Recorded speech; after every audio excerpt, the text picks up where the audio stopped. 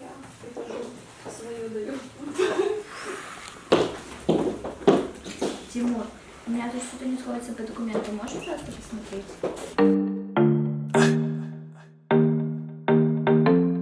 Bu bizim business. Ali İmran Umar Şeyh Temircan, yeah. Bu bizim business, bu bizim brand. Ellerime paralar geliyor, bu bizim gang. Sen istesin olmağa bizler, yensen ki friend. Ama bu bizim öz işimiz, no we can't relate. Bu bizim business, bu bizim brand. Ellerime paralar geliyor, bu bizim gang. Sen istesin olmağa bizler, yensen ki friend. Ama bu bizim öz işimiz, no we can't relate. Men baham bu bağlar ha, mana bahalar onlar da. Onlar istemeyen beraber de olmaha sanki komanda. Ama men sanki komandas, mahrurum sanki Arslan ya. Da yaşası olur kendi işini öz başıma yapsam ya. Bu yarışta men her vakit halip, sen mağlupsun. Bu yaşayışta sen dostum harip, minnisi boz. İş başlananda tek gerek istek, non fi moda. Son bizlerge gerek masraf etmek, biz kamis.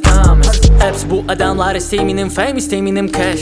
Hepsi bu adamlar telir urmet, sanki men şeyh. Hepsi bu adamlar bile benim adım nevi gerçek. Her zaman aklında tut adam Ali İmran Umar Şeyh. Bu bizim business, bu bizim brand. Ellerime paralar geliyor, bu bizim gang. Sen istesin olmağa bizler, yensin ki friend. Ama bu bizim öz işimiz, no we can't relate.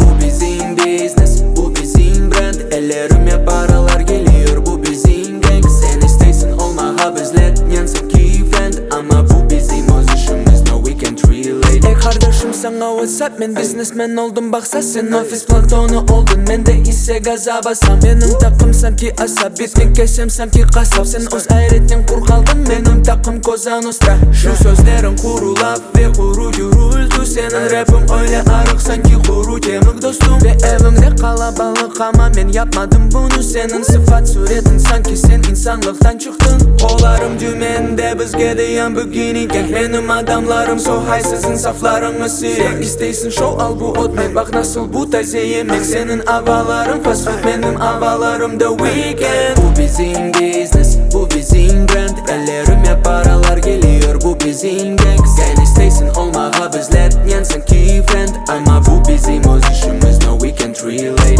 Bu bizim business, bu bizim brand. Ellerime paralar geliyor, bu bizim gang. Sen istesin olmağa bizler, yensin ki friend. Ama bu bizim öz işimiz, no we can't relate.